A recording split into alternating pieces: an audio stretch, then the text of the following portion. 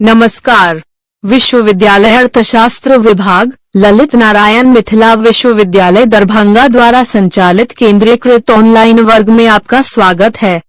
कृपया अपना माइक बंद रखेंगे।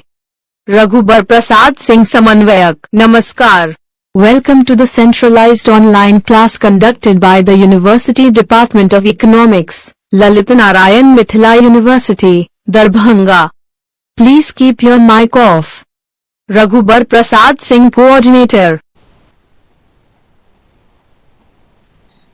तो यहाँ ई कंपनसेटेड डिमांड के कॉन्सेप्ट को क्लियर करने के लिए हम लोग को सलस्की और हिक्स के सब्स्टिट्यूशन और इनकम इफेक्ट को समझना होगा।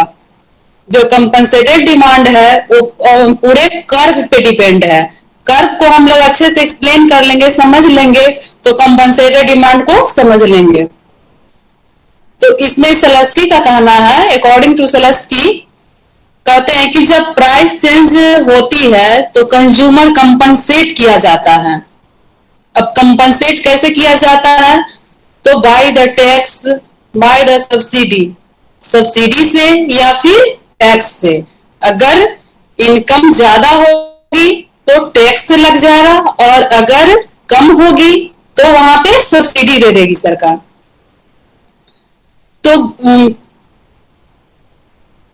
मतलब जो हमारा इक्विलिब्रियम है, क्वांटिटी जो हम प्राइस घटने पर या बढ़ने पर एक फिक्स है इनकम के अनुसार मेरा क्वांटिटी, तो उतना हम परचेज कर रहे हैं।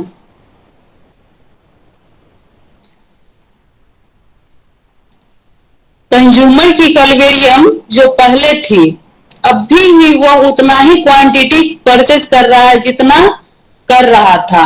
तो प्राइस के बढ़ने और घटने से उसकी क्वांटिटी डिमांड पर कोई प्रभाव नहीं पड़ता है।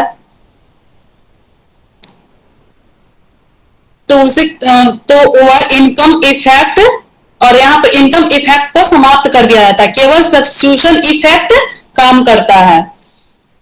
हमें कंपनसेटेड डिमांड को अच्छे से समझने के लिए हिक्स और सलस्की के मेथड को समझना होगा।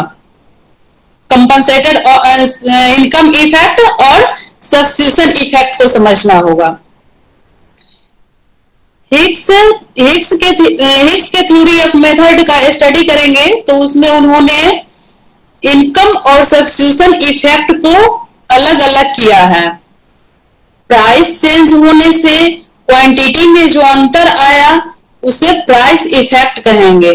अब प्राइस इफेक्ट दो इफेक्ट से मिलकर बना है, एक सब्स्टिट्यूशन इफेक्ट और दूसरा इनकम इफेक्ट। मैम, हिक्स के केस में कंज्यूमर जो है एक फिक्स्ड लेवल ऑफ यूटिलिटी को प्राप्त करने के लिए अपने एक्सपेंडिचर को तो मिनिमाइज कर रहा है ना।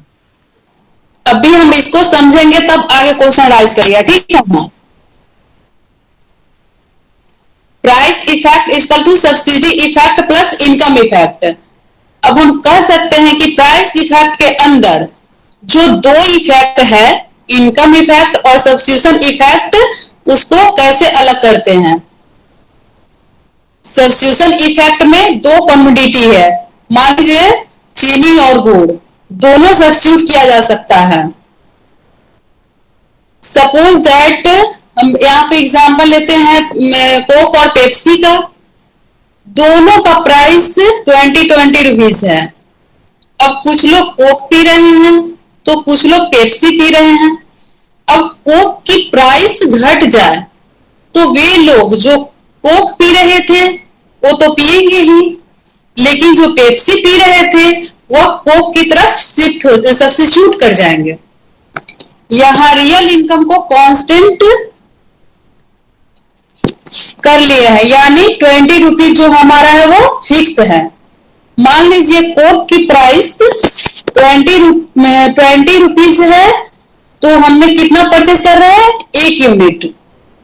अगर प्राइस घटकर 10 रुपीज हो जाती है तो हम 2 पीस 20 यूनिट परचेज कर सकते हैं। तो यहाँ क्या हुआ, प्राइस घटने की वजह से मेरा परचेजिंग पावर बढ़ गया, लेकिन प्राइस तो वही है। अब उसी प्राइस पे हम 2 यूनिट परचेज कर रहे हैं। मतलब प्राइस के घटने की वजह से रियल इनकम बढ़ गई। पहले उतने ही इनकम में हम 1 ले रहे थे, अब उतने ही में 2 ले रहे हैं, तो इसे कहते हैं इनकम इफेक्ट। और जब दोनों इफेक्ट मिल जाते हैं तो इसे प्राइस इफेक्ट कहते हैं।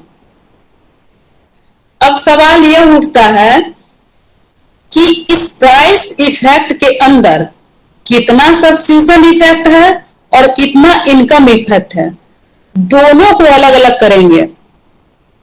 इस दोनों को अलग अलग करना थोड़ा टफ है, और इसी पे हमारा जो कंपनसेटेड डिमांड का कर्व है पूरा डिपेंड है। इस सबको अच्छे से समझेंगे एग्जाम्पल को, तभी मेरा कॉन्सेप्ट वहां पे क्लियर होगा। इसी के लिए मैं एग्जाम्पल दे रही हूँ इधर, इसको गौर से सुने। सपोज दैट हमारे पास एक बैग है, उसमें शुगर और राइस है, राइट, और टोटल ओवर बैग का जो वेट है 10 kg है। अब हमें पता लगाना है कि ऑफ है।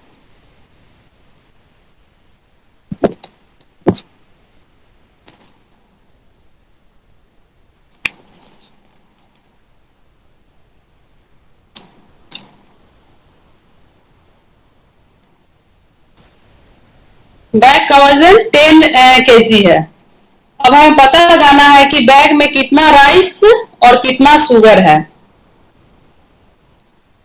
अलग अलग करने के लिए पता चला कि राइस, जब हम उसको अलग करने जाते हैं तो हमें पता लगा कि इसमें राइस 4 kg है और बैग का वजन 10 kg है, तो हमें शुगर को अलग करने की जरूरत नहीं पड़ेगी, क्योंकि हमें पता है कि 10 kg पूरा ऑल ओवर वेट उसका बैग का 10 kg है, और राइस को हम अलग कर लिए 4 kg, तो उसमें ऑलरेडी निकल के आ जाएगा कि 6 kg इसमें शुगर है। ठीक उसी तरह से प्राइस इफेक्ट स्टडी करेंगे कि इस प्राइस इफेक्ट का स्टडी करेंगे। इस प्राइस इफेक्ट में कितना इनकम इफेक्ट है और कितना सब्स्टिट्यूशन इफेक्ट है। इसे 2 मेथड से अलग अलग किया जाता है, हिक्स और सलस्की। इसीलिए इसको Hicks and Slutsky substitution and income effect भी कहा जाता है। इस मेथड को समझने का उद्देश्य यह है कि किस तरह हम प्राइस इफेक्ट से इनकम और सब्स्टिट्यूशन इफेक्ट को अलग करते हैं। तो इसे समझने के लिए हमें हिक्स के मेथड को समझना हो। मेथड को समझने के लिए हम ग्राफ बता रहे हैं हिक्स का, स्क्रीन शेयर कर रहे हैं।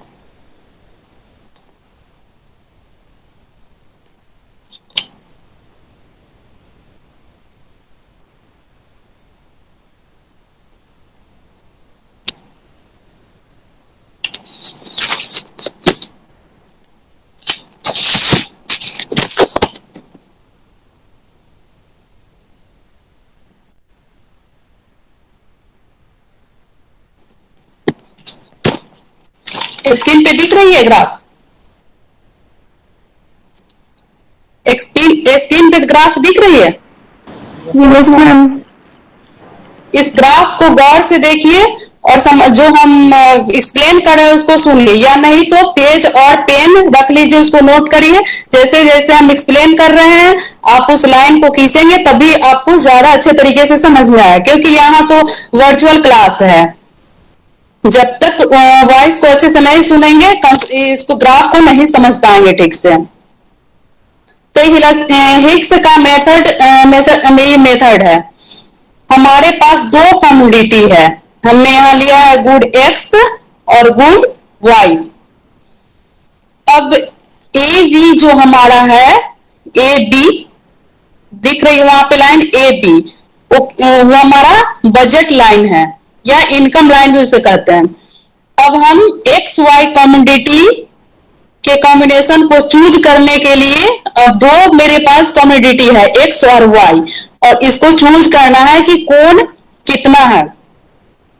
तो इसको चूज करने के लिए हम एक इंडिफरेंस कर्व बनाएंगे। जो इंडिफरेंस कर्व है IC1 है, जिसको हमने पहले बजट लाइन ए बी पर इंडिफरेंस कर्व को IC1 लिया है। इक्वालिबेरियम पॉइंट हमारा उस पे निकल के आ रहा है E1।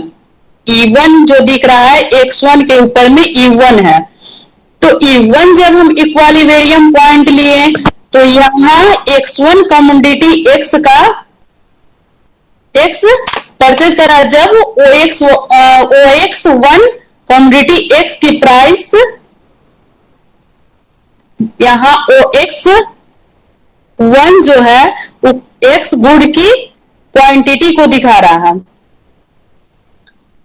तो प्राइस कंज्यूमर OX1 है वो क्या है, कम है। OY से OY कमोडिटी जो हमारा है गुड्स, उससे उसका X1 का प्राइस कम है। तो कंज्यूमर क्या करेगा, प्राइस X की कम दिख रही है तो वह ज्यादा परचेज कर सकता है। तो अब वह AB जो दूसरी हमारी बजट लाइन बन के आ रही है, अगर ज्यादा हम परचेज करेंगे तो जो हमारा बजट लाइन है वह आगे की तरफ शिफ्ट होगा। अगर मेरा परचेजिंग पावर कम हो जाएगा तो बजट लाइन पीछे की तरफ शिफ्ट होता है। तो आगे की तरफ देख रहे हैं कि एक दूसरा बजट लाइन जो जा रहा है OA से B2 दूसरा बजट लाइन जा रहा है, क्योंकि प्राइस X गुड्स की कम हो गई तो कंज्यूमर का परचेजिंग पावर बढ़ गया तो वह ज्यादा कमोडिटी परचेज करेगा। इसलिए हमने यहाँ पर OA B2 दूसरी बजट लाइन ली है। अब हमें दूसरी बजट लाइन से इक्वालिबेरियम पॉइंट E2 लेने के लिए इंडिफरेंस कर्व IC2 बनाना होगा। तो हमने क्या किया, यहाँ पर इक्वालिबेरियम पॉइंट E2 से इंडिफरेंस कर्व IC2 बनाया। मतलब अब हमारा नया कॉम्बिनेशन जो बनकर आया वह क्या है, X2। नीचे देख लाइन X2 है। पहले जो कंज्यूमर था वह OX1 से OX2 हो गया। तो यह प्राइस इफेक्ट होगा, क्योंकि प्राइस के घटने से कंज्यूमर ज्यादा क्वांटिटी परचेज कर पा रहा है। अब प्राइस इफेक्ट X1 से X2 निकल गया। क्या हो गया, पहले जो मेरा था X1 था और जैसे ही कम प्राइस हुआ तो हम ज्यादा परचेज करने लगे तो X1 से X2 की तरफ शिफ्ट हो गया दूसरे बजट लाइन पे। तो यहाँ पे क्या हुआ, प्राइस इफेक्ट हमारा निकल कर आ गया X1 X2, ये हमारा प्राइस इफेक्ट है। तो इसके अंदर अब कितना इनकम इफेक्ट है और कितना सब्स्टिट्यूशन इफेक्ट है उसको निकालेंगे। अब हिक्स अज्यूम कर रहे हैं कि कंज्यूमर जो है उसका मनी इनकम है वो कांस्टेंट है। जो पहले वाली बजट लाइन को दिखाए थे एबी को तो कांस्टेंट है, लेकिन गवर्नमेंट ने उसमें कुछ टैक्स लगा दिए या फिर कोई भी वजह से उसकी इनकम कम हो गई। मतलब गवर्नमेंट के टैक्स लगाने से या फिर किसी वजह से कंज्यूमर का इनकम कम हो गया, अज्यूम कर रहे हैं इससे। तो इसके लिए अब हम एवी के पैरेलल एक बजट लाइन खींचेंगे। अब क्या हुआ, पहले तो मेरा बढ़ रहा था, अब बैक हो रहा है, कम हो गया इनकम, तो हम पहले वाले एबी से पहले की तरफ शिफ्ट हो जाएंगे। तो उसके लिए जो हमने एक दूसरा बजट लाइन बनाया है एबी 2 के पैरेलल, वो मेरा बजट लाइन हुआ A3B3। उस लाइन को देखिए जो निकल के आया है, इनकम कम होने पर वो क्या है, लाइन A3B3, जहां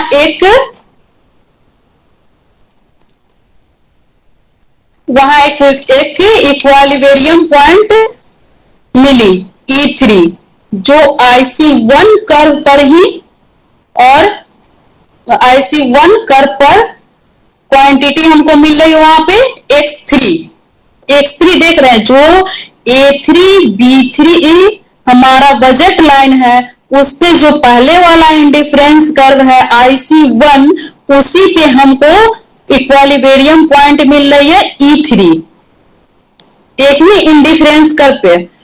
तो यहाँ पर जो कमोडिटी है कंज्यूमर की वो हो गई X3। अब हमें इनकम इफेक्ट और सब्स्टिट्यूशन इफेक्ट दोनों मिल गया। यहाँ ग्राफ में मैंने क्लियर कर दिया है। SE जो लिखा हुआ है वो सब्स्टिट्यूशन इफेक्ट है, X1 X3 सब्स्टिट्यूशन इफेक्ट हुआ, और X3 और X2 ये मेरा इनकम इफेक्ट है, और X1 X2 क्या है, टोटल प्राइस इफेक्ट है। X1 X2 जो देख रहे हैं लाइन रेड वाली जो ऊपर की तरफ गई हुई है दोनों, उसके नीचे देख रहे हैं हम लोग X1 X2, तो उसके अंदर ही ना मेरा सब्स्टिट्यूशन और इनकम इफेक्ट है। तो यहाँ पर X1 X3 को सब्स्टिट्यूशन इफेक्ट है और X3 X2 इनकम इफेक्ट है। तो हिग्स ने इस तरह से इनकम इफेक्ट और सब्स्टिट्यूशन इफेक्ट को अलग अलग कर दिया। अब सलस्की का जो मेथड है उसका जो ग्राफ है वो सलस्की मेथड का इस तरह का है। इसमें बस थोड़ा सा चेंजिंग है।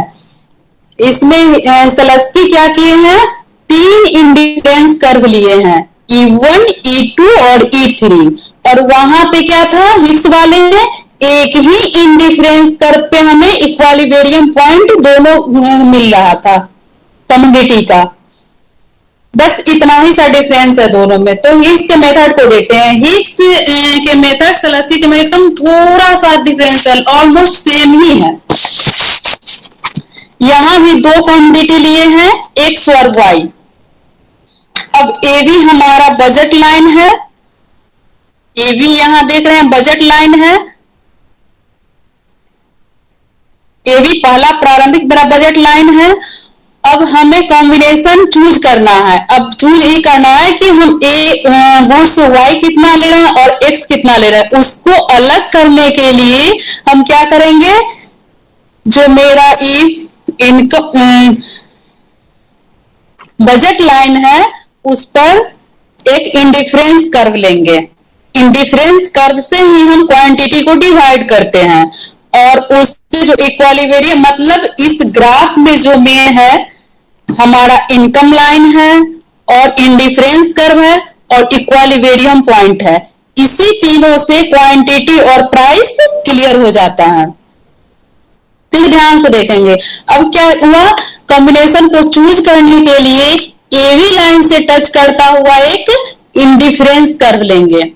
इंडिफरेंस कर्व जो एवी से टच करता हुआ लिए हैं, जहां इक्वालिब्रियम पॉइंट जो हमारा टच कर रहा है जहां लाइन पे वो E1 है, E1 दिख रहा होगा। वहां पर कमोडिटी परचेज का कितना कर रहा है वो X1, वहां से जो लाइन नीचे आई X1 वो कमोडिटी हमारा कमोडिटी उतना हम परचेज कर रहे हैं। तो कंज्यूमर की रियल इनकम बढ़ जाएगी। इसलिए बढ़ जाएगी कि हम OX से OX1 कितना है, बहुत कम मात्रा में है, तो उतना कम प्राइस X की प्राइस घट गई, तो कंज्यूमर की रियल इनकम बढ़ जाएगी। अब उसके पास जितने पैसे है उसमें वो ज्यादा कमोडिटी परचेज कर सकता है, तो उसके लिए वह OX1 कमोडिटी से, तो उसके लिए वह क्या करेगा, एक आगे की तरफ, क्योंकि परचेजिंग पावर कंज्यूमर की बढ़ गई, तो वह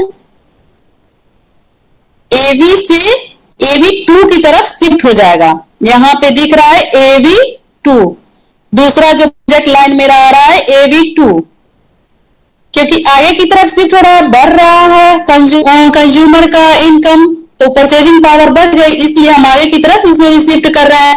तो ये जो मेरा इनकम बजट लाइन है AB2, उस पे इंडिफरेंस कर्व लिए हैं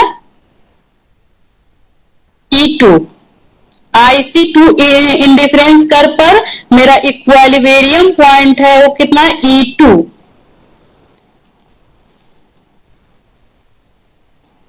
इक्वालिब्रियम पॉइंट E2 है।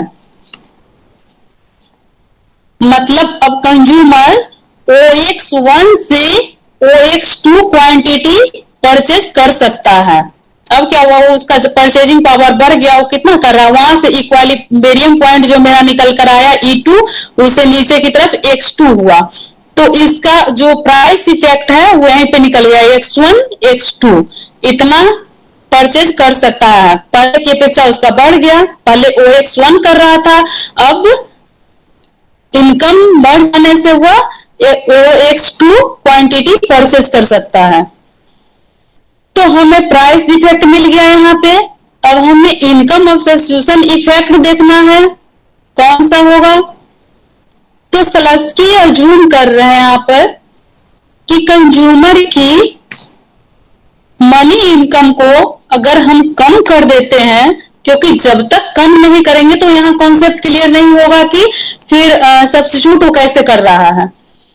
तो इसके लिए उन्होंने एक AV2 बजट लाइन के पैरेलल, जो पहले वाला मेरा बजट लाइन था, दूसरा वाला जो बढ़ गया था कंज्यूमर का, उसके पैरेलल एक और बजट लाइन खींचा गया, वो है A3B3। अब A3B3 पर कितना कमोडिटी परचेज होगा, उसको कॉम्बिनेशन को डिवाइड करने के लिए हमने इक्विलिब्रियम पॉइंट E1 को क्रॉस करके नए वाले को टच करके एक इंडिफरेंस कर्व IC3 लिए हैं। IC3 जो मेरा दूसरा इंडिफरेंस कर्व आया, उस इंडिफरेंस कर्व पर हम E3 इक्विलिब्रियम पॉइंट लिए। उस इक्विलिब्रियम पॉइंट से जो हमारा कमोडिटी निकलेगा X का, वो कितना हुआ, X3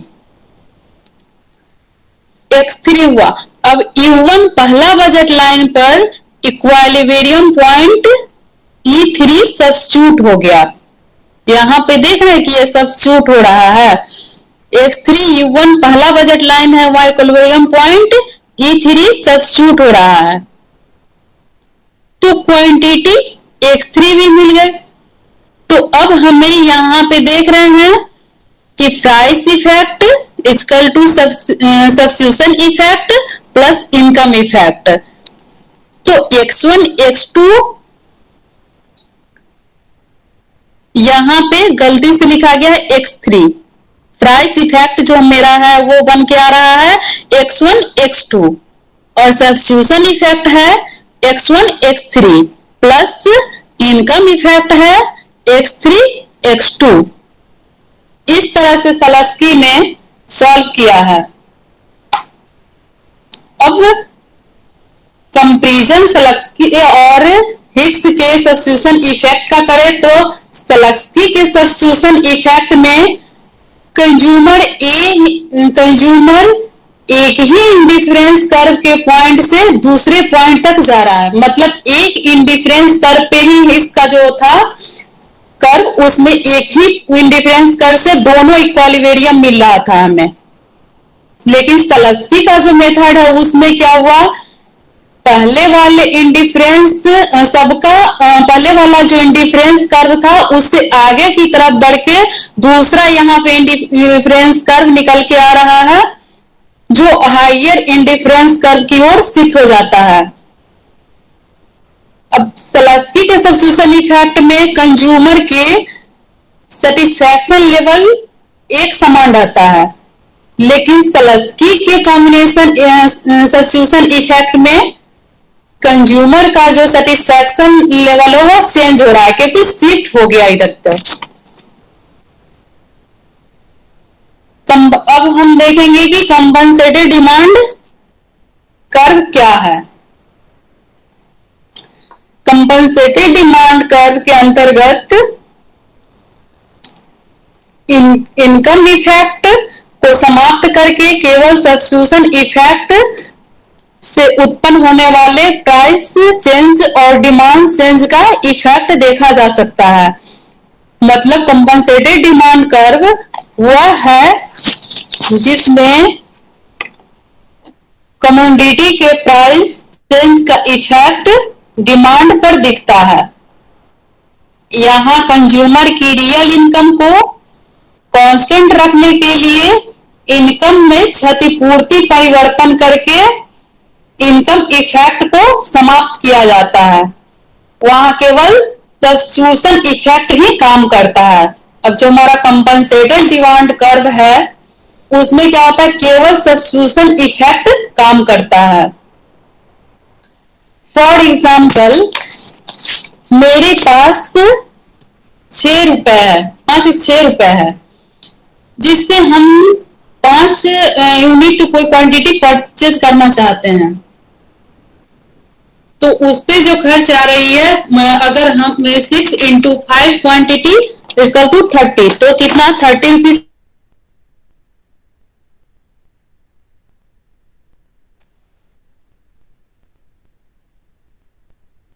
कर रहा है। अब जब प्राइस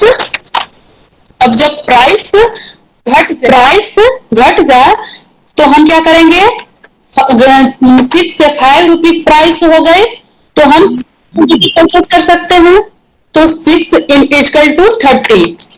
लेकिन ऐसा नहीं होता। यहाँ पे क्या हुआ कि इनकम हमारी बढ़ गई, प्राइस घटा तो इनकम बढ़ गई, तो गवर्नमेंट को पता लग गया कि वो मेरी इनकम बढ़ गई है, तो उसने क्या किया, 1 रुपया टैक्स लगा दिया। यहाँ पर यही कंपनसेट किया जा रहा है। देख रहे हैं कि जब प्राइस घट गया, 6 रुपीज से 5 रुपीज हो गए, तो हम 6 क्वांटिटी परचेज कर सकते थे। लेकिन यहाँ पे क्या हुआ, गवर्नमेंट को पता लग गया कि मेरी प्राइस गुड्स का कम हो गया है, तो मेरी जो रियल इनकम है बढ़ गई है, तो उसने चलो टैक्स लगा दिया। तो फिर हम 5 रुपीज में कितना, 5 क्वांटिटी खरीदने के लिए 25 रुपीज, तो जो मेरा क्वांटिटी है वो पहले भी 5 था जब 6 रुपए प्राइस था, और अभी भी 5 रुपीज ही है। ज्यादा खरीद सकते थे, लेकिन टैक्स की वजह से हम ज्यादा नहीं खरीद सके। अब अगर प्राइस को बढ़ा दिया जाता है, 7 रुपीज अगर कर दिए, तो कितना क्वांटिटी हमें मिलेगा, 4 पॉइंट समथिंग, और मेरा जो इनकम है वो 30 रुपीज है बजट। तो यहाँ क्या हुआ, गवर्नमेंट यहाँ भी काम करती है। उसके लिए उसने क्या की, 7 रुपीज जब प्राइस बढ़ गई और क्वांटिटी मेरा 5 ही रखने के लिए उसने बोला कि नहीं, इनको 5 क्वांटिटी ही दीजिए। इस पे तो कितना आ रहा है, मेरा 35 आ रहा है, तो गवर्नमेंट इस पे क्या की, यहाँ भी वो काम की है, 5 रुपया में सब्सिडी दे दी, सब्सिडाइज करके सब्सिडी दे दी। तो फिर हमें 30 रुपीज में ही प्राइस, अगर अब यहाँ पे यही देख रहे हैं कि प्राइस बढ़ रही है, घट रही है, फिर भी यहाँ कंज्यूमर कंपनसेट कर दिए जाते हैं, by the subsidy, by the tax, right. अब मान लीजिए किसी वजह से प्राइस घट गए, तो पहले 6 रुपीज और अब 5 रुपीज हो गया, तो दोनों इस कंडीशन में, मतलब अब किसी भी तरह से कंपनसेट डिमांड कर्व इस बात को जाहिर करता है कि आपकी जो क्वांटिटी इक्विलिब्रियम क्वांटिटी थी पहले, आप प्राइस चेंज होने के बाद भी वही क्वांटिटी परचेज कर पाएंगे, चाहे वही क्वांटिटी पर जो पहले करते थे, चाहे कंडीशन कोई भी हो। मतलब प्राइस के चेंज होने से यहाँ और इनकम में कुछ नहीं हो रहा है। यहाँ पे अगर प्राइस कम हो गया तो टैक्स लगा दिया गया, अगर प्राइस बढ़ गया तो यहाँ सब्सिडी दे दिया गया, मतलब मेरा जो इक्विलिब्रियम क्वांटिटी है वो उतना ही रहा, किसी सब्स्टिट्यूट हो गया। तो ये जो डिमांड कर्व है वह पूरी कंडीशन को रिप्रेजेंट करता है कि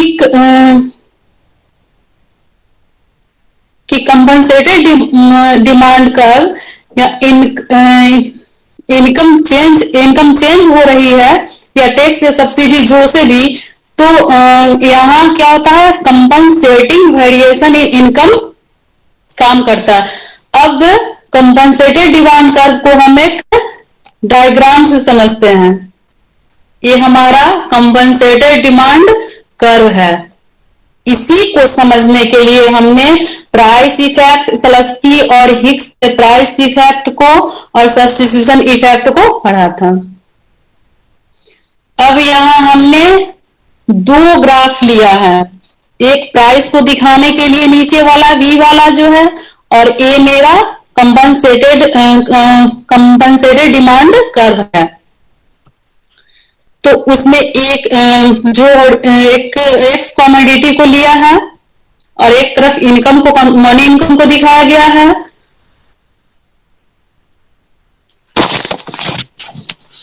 यहां पहले वाला प्राइस लाइन PQ है, P से Q, ये मेरा प्राइस लाइन है, इसको बजट लाइन भी बोल सकते हैं, प्राइस लाइन भी बोल सकते हैं। तो PQ जो है वो मेरा पहले वाला बजट लाइन है, और OP इनकम लाइन का ढाल एक्स कमोडिटी के पहले वाला प्राइस को बताता है। OP जो है नीचे से ऊपर की ओर OP, वो पहले वाले इनकम लाइन का ढाल को दिया, एक्स कमोडिटी को पहले वाला प्राइस को, एक्स कमोडिटी पहले वाले प्राइस को बताता है OP। अब PQ बजट लाइन पर इंडिफरेंस कर्व के कॉम्बिनेशन से इक्विलिब्रियम पॉइंट T पर, T जो इक्विलिब्रियम पॉइंट है, पहले वाला जो हमारा बजट लाइन है PQ, उस पर T जो इक्विलिब्रियम पॉइंट पर कंज्यूमर OP1 प्राइस जो B वाला है मेरा ग्राफ, उसको देखें। यहाँ क्या OP1 प्राइस पर OX1 वस्तु की मात्रा, क्वांटिटी परचेज करता है। यहाँ पर क्या OX1 पहले वाले ग्राफ को देखें, उसके ठीक नीचे उसी को बढ़ा के लाए हैं प्राइस को दिखाने के लिए, ठीक है ना। मेन मेरा है ए वाला ग्राफ है। यहाँ ड्राइव ए वाले ग्राफ जो इंडिफरेंस कर्व है और इक्विलिब्रियम पॉइंट हमें मिला है, उसी से दूसरा वाला ग्राफ ड्राइव हो रहा है। तो इक्विलिब्रियम T पर कंज्यूमर OP1 प्राइस पर OX1 कमोडिटी की मात्रा परचेज कर रहा है।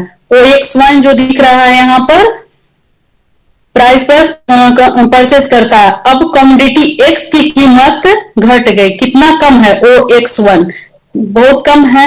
तो यहाँ क्या हुआ, उसकी कीमत घटकर OX1 हो गई, तो कंज्यूमर ज्यादा कमोडिटी परचेज करेगा। जाहिर जब प्राइस कम हो गई, OX1 हो गई, तो वह अपना, उसका परचेजिंग पावर बढ़ गया, इनकम बढ़ गया, तो ज्यादा कमोडिटी परचेज करेगा। तो वो कहा X कमोडिटी की मतलब X1 हो गई, तो कंज्यूमर ज्यादा कमोडिटी परचेज करेगा। तो OQ था, OQ जो मेरा पहला वाला बजट लाइन है OQ, नीचे से देखे OQ जो पहले वाला बजट PQ आया था उस पे OQ है। अब OQ1, अब वहां से दूसरे वाला जो बजट लाइन है उस पे शिफ्ट कर गया OQ1, उसका परचेजिंग पावर बढ़ गया, तो वह OQ से ज्यादा OQ1 परचेज करने लगा।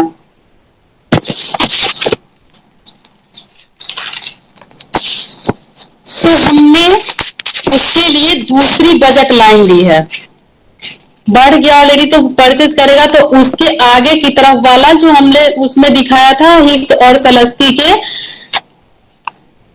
सब्स्टिट्यूशन और इनकम इफेक्ट वाले ग्राफ में, उसमें भी था यही। और दूसरी तरफ बजट लाइन OP से OQ1, OP से OP जो है उससे OQ1 की तरफ शिफ्ट हो जाएगा। दूसरी इंडिफरेंस कर्व जो हमारा निकल कर आया है दूसरे बजट लाइन पर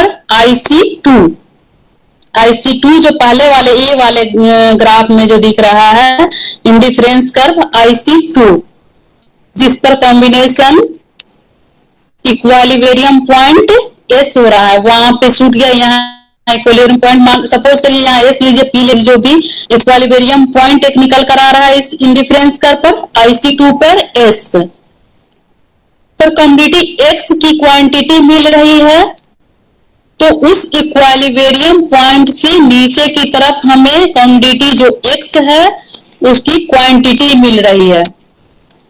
Q1 अब कंज्यूमर ज्यादा क्वांटिटी परचेज कर रहा है, पहले वह OQ परचेज कर रहा था, लेकिन जब प्राइस घट गई, कम हो गई, वो X1 हो गई, तो वह OQ1 परचेज कर रहा है, इतना ज्यादा परचेज कर रहा है। यहाँ इक्विलिब्रियम पॉइंट X पर सब्स्टिट्यूट कर गया, जो इक्विलिब्रियम पॉइंट है उसको मान लेते हैं X, IC2 जो है उसको X S मान लेते हैं अगर, तो वहां पे सब्स्टिट्यूट कर रहा है, तो क्वांटिटी हमारा क्या होगा, वहां पे मिल रहा है X3। ये जो equilibrium point indifference curve IC2 का है, वहां पर क्वांटिटी हम X गुड का है, कितना है X3 मिल गई। अब यहाँ कंज्यूमर की इनकम को कम कर देते हैं, उसमें जो अज्यूम किए थे हिस्ट और सलस्की ने कि कंज्यूमर की इनकम को अगर हम कम कर देते हैं तो इसके लिए PQ1 से पैरेलल एक इंडिफरेंस एक बजट लाइन M1 MM जो यहां पर है,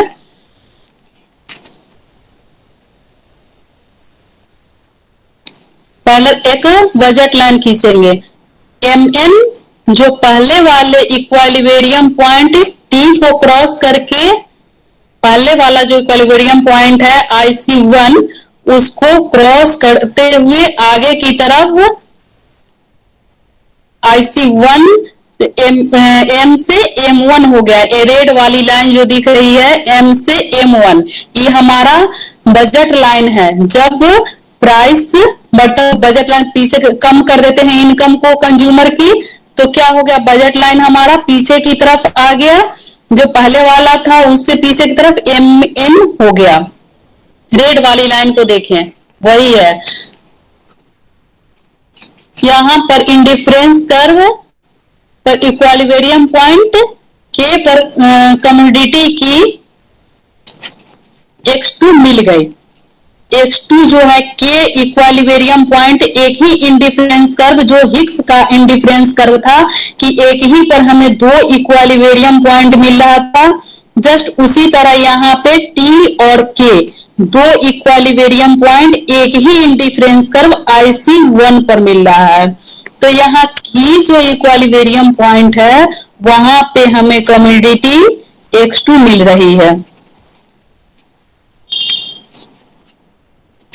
यहाँ कमोडिटी X2 मिल गई, तो प्राइस लाइन OP2 पर जो नीचे वाला ग्राफ है उसमें देखें कि प्राइस लाइन OP2 है, OP2 पर equilibrium point K1 equilibrium point इसका दिख रहा होगा।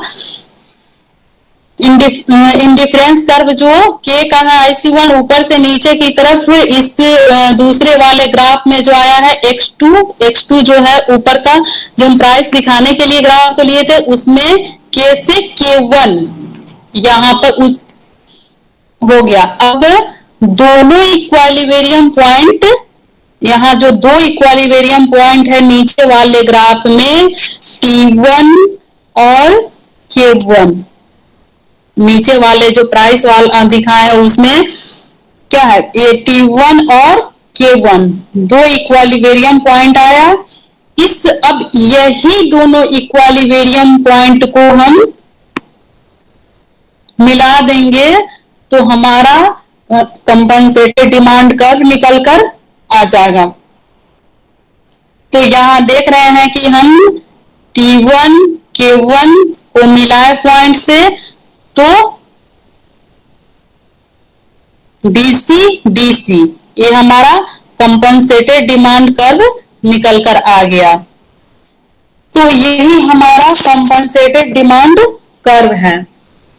मेन हमें इसी को क्लियर करना था, कंपनसेटेड डिमांड को, मतलब प्राइस इफेक्ट और इनकम इफेक्ट दोनों में कितना इनकम इफेक्ट है, कितना सब्स्टिट्यूशन इफेक्ट है, उसको अलग अलग करके कंपनसेटेड डिमांड को निकाला गया। अगर इसमें प्राइस कम है तो गवर्नमेंट वहां पे टैक्स लगा के उसको कंपनसेट कर दे रही है, और अगर प्राइस ज्यादा हो गई तो सब्सिडी देके उसके इक्विलिब्रियम पॉइंट को कांस्टेंट कर दे, मतलब दोनों तरीके से कंपनसेट कंज्यूमर किया जा रहा है।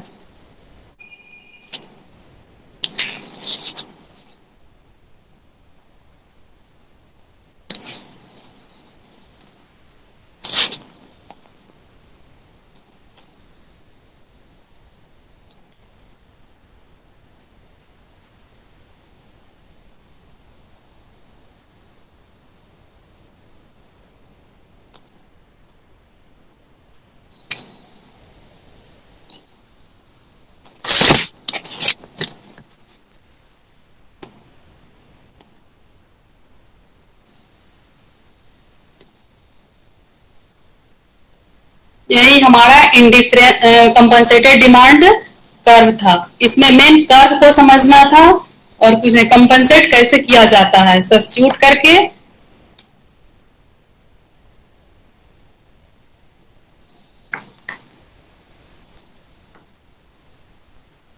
तो आई समझ में?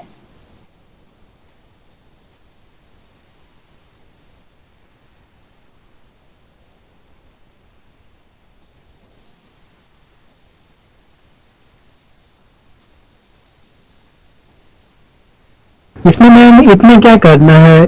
कॉम्पेंसेटेड डिमांड कर्व में तो हम लोग को ऐसे भी सब्स्टिट्यूशन जब दिखाना है तो सिर्फ सिंपल सब्स्टिट्यूशन इफेक्ट ही दिखा देंगे हम लोग, इतना बखेरा करना। देखिए, आपको लगता है बखेरा करना, लेकिन हिस्क और सलस्की जो थॉट दिए, तो आप मान लीजिए कि कैच कर रहे हैं, समझ लिए। इसमें इतने सारे स्टूडेंट है, ये तो नहीं है कि सब लोग कैच कर लिए और सब लोग को समझ में आ गया। समझने के लिए तो हम बस देख लिए कि सिंपल सब्स्टिट्यूट कैसे करेगा, सब्स्टिट्यूशन इफेक्ट जो हम कल भी कोर्स में पढ़ाए थे, लेकिन इसका रीजन कंपनसेट सब्स्टिट्यूशन इफेक्ट का दूसरा था और कल वाला था वो दूसरा था, केवल हम गुड्स को सब्स्टिट्यूट कर दे रहे थे। लेकिन यहाँ पे हमको प्राइस में से इनकम और सब्स्टिट्यूशन इफेक्ट दोनों को अलग करना था। तो दोनों को अलग करने के लिए हमने क्या क्या प्रक्रिया यहाँ पे अपनाया। यहाँ पे बजट लाइन लिए, बजट लाइन पे इंडिफरेंस दो कॉम्बिनेशन है, एक्स वाई गुड्स है, तो उसको कैसे, मतलब पूरे मेथड को समझे तभी तो डिवाइड कर पाए कि कितना कहाँ पे क्या मिल रहा है। बजट लाइन पे हमने दोनों मैम सीधा सब्स्टिट्यूशन इफेक्ट नहीं दिखाएंगे, मतलब उसको अलग करना ही पड़ेगा एज पर रूल। अच्छा देखिए, आप अभी ना बोल रहे थे कि मैम एग्जाम में हम ऐसे लिखेंगे तो इतना परसेंट आ जाएगा, तो परसेंट ऐसे ही आ जाएगा जब उसको आप एक्सप्लेन अच्छे से नहीं करिएगा। तो आप सीधा लिख दीजिए आ गया, ये सब्स्टिट्यूशन इफेक्ट आ गया, आया कैसे उसको तो बताएंगे ना, कि हम यहाँ पे इंडिफरेंस कर्व लिए हैं बजट लाइन पे, वहां पे इक्विलिब्रियम पॉइंट आया, तो वहां से हम गुड्स को फिर डिवाइड किए, तब जाके यहाँ मेरा प्राइस बता रहा है कि एच को कम हुआ या ज्यादा हुआ, तो फिर उसको हम सब्स्टिट्यूट कर रहे हैं। तो प्रक्रिया से आप पूछना, मतलब मेथड तो लिखिएगा ही ना। अगर आपको कहेगा कंपनसेटेड डिमांड कर्व के बारे में डिफाइन करने के लिए, तो आप वहां पे सीधे ग्राफ को एक्सप्लेन, ग्राफ को बना दीजिएगा और लिख दीजिएगा कि ये सब्स्टिट्यूशन इफेक्ट है, इनकम इफेक्ट है और ये प्राइस इफेक्ट है, इसके अंदर से हमने ऐसे ऐसे किया। तो कैसे नंबर आएगा और कैसे कॉन्सेप्ट क्लियर होगा कि आपको समझ में आया, मतलब आप इसको एक्सप्लेन कर रहे हैं, ग्राफ को एक्सप्लेन तो करना ही पड़ेगा ना, कि हमने यहाँ इसको गुड्स को लिया है, इस पे मतलब प्राइस को लिया है, इनकम लाइन लिया है, टोटल को एक्सप्लेन करना होगा। आपको लग रहा है कि सिंपल सीधे यहाँ से आया, सब्स्टिट्यूट कर गया और ले लिए कमोडिटी को, निकल गया। निकालने के लिए फिर कितना देखना, एक एक लाइन को अच्छे से देखना पड़े। यही अगर आप ऑफलाइन कॉलेज में होते तो बोर्ड पर हम एक्सप्लेन करते तो ज्यादा बेहतर तरीके से आप लोग को समझ में आता और तब पता चलता कि रियल में कंपनसेटेड डिमांड है क्या, बहुत ज्यादा पेचीदा है। उसको जब हम एक एक लाइन को खींचते और तब बोलते जाते हो कि देखो ये इनकम लाइन है, ए बी यहाँ से आया, अब हम कॉम्बिनेशन को गुड्स को डिवाइड करने के लिए एक इंडिफरेंस कर्व लिए हैं, उस पे हमने इक्वालिब्रियम पॉइंट को लिया है और उस इक्वालिब्रियम पॉइंट से हमारा प्राइस डिवाइड हो रहा है कि इनकम कितना है और प्राइस कितना है गुड्स का, बढ़ रहा है या घट रहा है, तो हम ज्यादा लेंगे या कम लेंगे, कहाँ जाएंगे। तो उसी पर फिर अगर प्राइस कम हो गया, x1 जो हम दिखाए हैं प्राइस, तो वहां पे क्या हुआ, कम था, वो x1 था। तो जब इसका इनकम बढ़ गया, प्राइस कम हो गया गुड्स का, तो आगे की तरफ शिफ्ट हुआ। पहले जो मेरा बजट लाइन था उससे आगे की तरफ शिफ्ट करके आपको दिखाए हैं, उस पे इंडिफरेंस कर्व को लिए हैं, फिर वहां पे डिवाइड किए हैं, तब तो प्राइस इफेक्ट में से मेरा सब्स्टिट्यूशन इफेक्ट और इनकम इफेक्ट निकल कर आया है। कैसे, हमने एग्जांपल पहले लिया कि एक बैग है, उसका वेट 10 केजी है, मान लो 20 केजी का भी कितना भी बड़ा बैग है, उसके अंदर जो क्वांटिटी, दो क्वांटिटी को लिए, राइस चावल या जो भी दो क्वांटिटी लिए, उसमें से एक को निकाल लिए, इसमें क्या था, हम प्राइस को निकाल लिए, तो उसके बाद कॉम्बिनेशन इंडिफरेंस कर्व के थ्रू हम इनकम और सब्स्टिट्यूशन इफेक्ट को निकाले। उसी तरह वहां एक क्वांटिटी को जब निकाली, उसका वेट 4 केजी हो गया और 10 केजी टोटल का वेट है, तो 6 केजी खुद ब खुद निकल गया। मैम जो स्लस्की का मेथड है वो ज्यादा इफिशियंट है, आई मीन टू से कि मैम जो बहुत सारे इकोनॉमिक्स हाँ, उनका मानना है कि हिक्स का सब्स्टिट्यूशन इफेक्ट है वो वीक है। इसका मतलब आप अच्छे से समझे हैं इसको। देखिए, इसमें हिक्स का है वो कॉमन है, लेकिन सलस्की का जो मेथड है उसमें 3 कर्व लिया गया अलग अलग। देखिए ना, उसमें जो डिफाइन किया, तीनों अलग अलग है बजट लाइन पे। और हिक्स का है उसमें एक ही इंडिफरेंस कर्व पे दोनों कॉम्बिनेशन को डिवाइड किया गया है। IC1 कर्व पे देखिएगा पहले वाले में, यस मैम, और हिक्स के मेथड में जो यूटिल आई मीन सेटिस्फैक्शन जो है वो एवरी लेवल पे सेम ही है, जबकि इस केस में चेंज हो रहा है। हाँ, इस केस में वही सब्स्टिट्यूट हो रहा है और उसमें सिंपल है कि हाँ, इसमें से हम इतना ऐसे ऐसे निकाल लिए, उसको संतुष्टि मिल गई कंज्यूमर को। अब होता है ना किसी को कि चलो हमको 5 क्वांटिटी लेना है, ले लिए ना बस, और किसी को नहीं लिए तो कैसे लिए, नहीं लिए तो उसको हम अलग करें, तो इसी टाइप से है दोनों, बस कॉमन नॉर्मल सेम ही है, थोड़ा सा डिफरेंस है इंडिफरेंस कर्व में। मैम यदि पूरी तरीके से अच्छे से लिखा जाए, इंट्रो बॉडी कंक्लूजन को फॉलो किया जाए, तो क्या 80% मार्क आ सकता है? देखिए, सबसे पहली बात जो आपको करना है, क्वेश्चन मिलेगा, एक्सप्लेन करना है, सबको एक्सप्लेन कर, सबका अपना अपना तरीका है क्वेश्चन एक्सप्लेन करने का, लेकिन उसको एक्सप्लेन करके आप मेथड समझ जाइएगा और अच्छे से। क्यों नहीं मिलेगा अच्छा, पर लेकिन इकोनॉमिक्स ऐसा पेपर है जिसमें अच्छा नंबर नहीं आता है, बहुत कम ही स्टूडेंट को आ पाता है जो अच्छे से पढ़ते हैं। इसमें देख रहे हैं ग्राफ है, सारे चीज में मैथ्स भी है और सारा सोशियोलॉजी साइकोलॉजी और सब्जेक्ट को लीजिए, उसकी अपेक्षा कितना टफ है, भाषा सब्जेक्ट है कि नहीं। मैम मॉनेटरी इनकम क्या होता है? मैम 10-15 ग्राफ ही तो है सिर्फ। हेलो मैम, मॉनेटरी इनकम ऊपर वाले ग्राफ में लिखा हुआ था, वो मॉनेटरी इनकम होता क्या है? मॉनेटरी इनकम जो मौद्रिक आय हुआ, ठीक है ना, और रियल इनकम, मान लीजिए कि मेरा इनकम है, हम जो कहें मेरी सैलरी मिली लेकिन अभी नहीं मिली, मेरे हाथ में पैसा उतना नहीं टोटल अभी है, रियल इनकम जो मेरे पास है,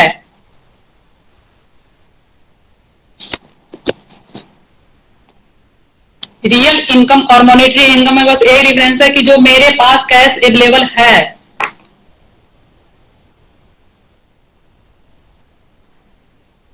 okay ma'am, thank you ma'am.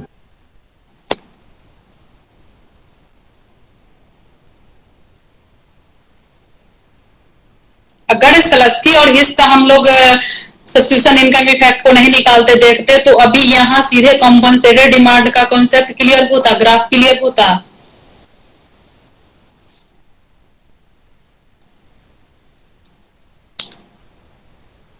देखिए, ये तो वर्चुअल क्लास है, इतना कम समय रहता है, ऊपर से हम भी आप लोग से भी क्वेश्चन करते, वहां पे पूछते कि हाँ कैसे आया, अब तो बताते, लेकिन ये तो समय भी कम है।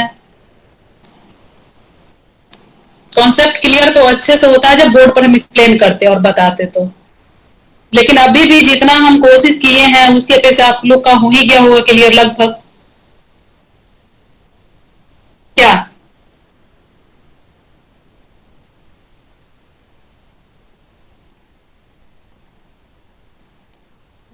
कोई क्वेश्चन भी है? और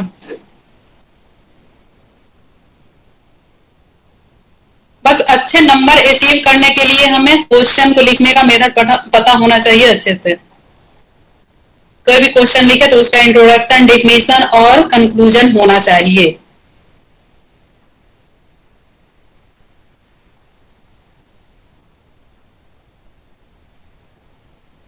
मेरा 2 दिन का क्लास था, आज एंड हो गया। गिवन गुड्स और compensation.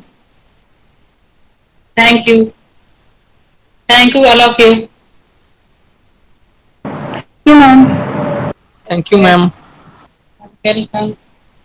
Thank you ma'am. Thank you ma'am.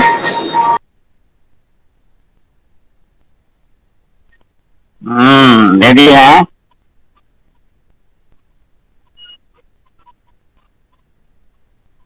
धन्यवाद जी।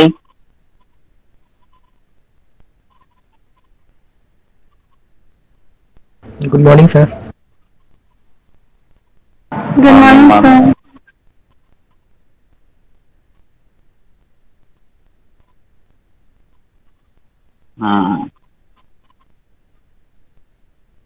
Good afternoon all of you. कल हम लोग कहाँ तक थे? ग्रीन रेवोल्यूशन से शुरू किए थे, डिफिनेशन ये हो गया था।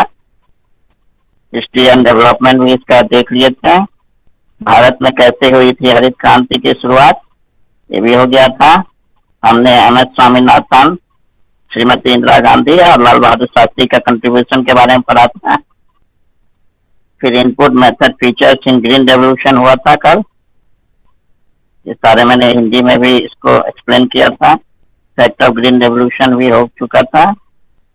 डिमेरिट्स भी मैंने शायद खत्म कर दिया था कल। देखो इसके बाद ये ह्यूमन हेल्थ हजार जो डिमेरिट थे इसके फिगर के थ्रू प्रेजेंट किया गया था। उसके बाद तुम्हारा आता है इफेक्ट ऑफ ग्रीन रेवोल्यूशन। ठीक है, तो जो डिमेरिट्स तुमने पढ़ा ना वही चीज को इसमें कैटेगराइज करके economic effect, social effect and political effects में इसको बताया जाता है। अगर तुमसे पूछा जाए डिमेरिट तो तुम वो जो 10 पॉइंट मैंने ये बताया है, 10-11 पॉइंट वो लिख सकते हो।